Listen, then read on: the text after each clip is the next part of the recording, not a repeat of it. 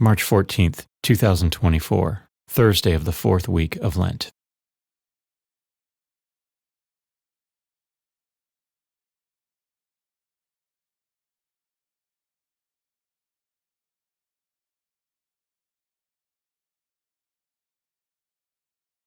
A reading from the book of Exodus.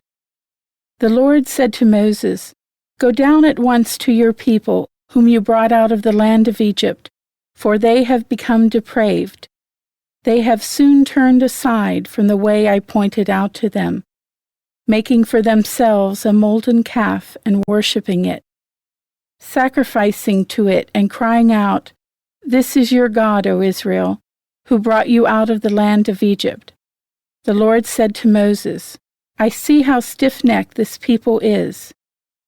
Let me alone, then, that my wrath may blaze up against them to consume them. Then I will make of you a great nation.' But Moses implored the Lord, his God, saying, 'Why, O Lord, should your wrath blaze up against your own people, whom you brought out of the land of Egypt with such great power and with so strong a hand? Why should the Egyptians say, with evil intent he brought them out, that he might kill them in the mountains and exterminate them from the face of the earth? Let your blazing wrath die down.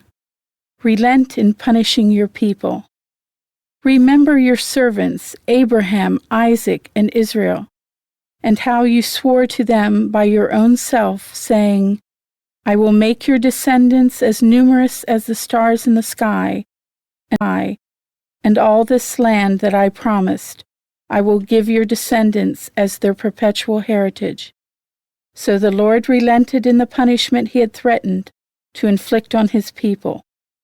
The word of the Lord. The response is, "Remember us, O Lord, as you favor your people."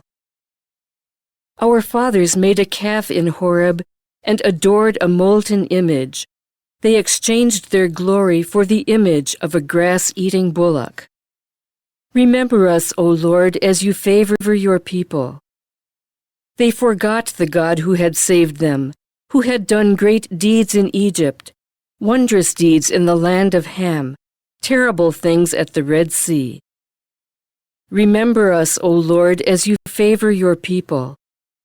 Then he spoke of exterminating them, but Moses, his chosen one, withstood him in the breach to turn back his destructive wrath. Remember us, O Lord, as you favor your people.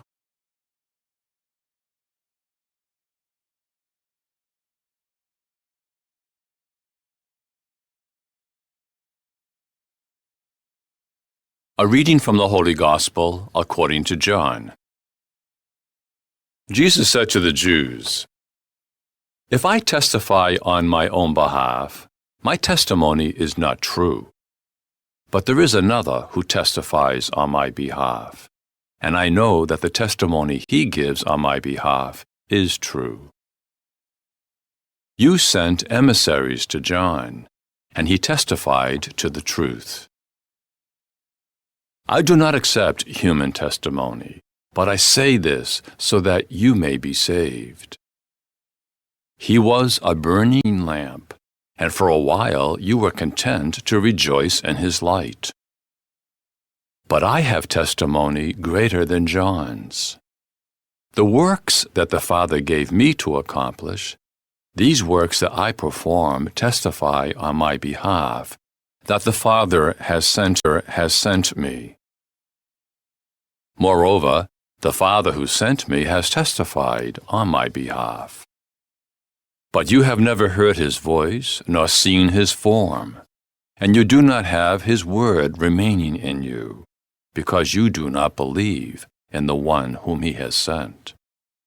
You search the Scriptures, because you think you have eternal life through them.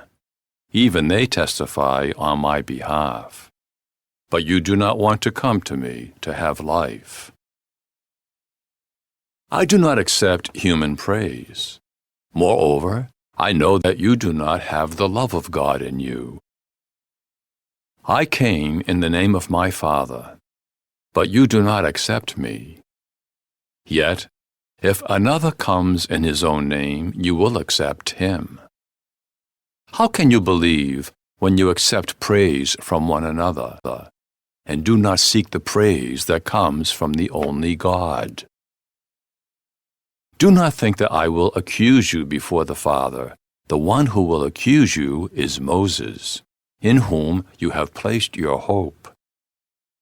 For if you had believed Moses, you would have believed me, because he wrote about me. But if you do not believe his writings, how will you believe my words? The Gospel of the Lord.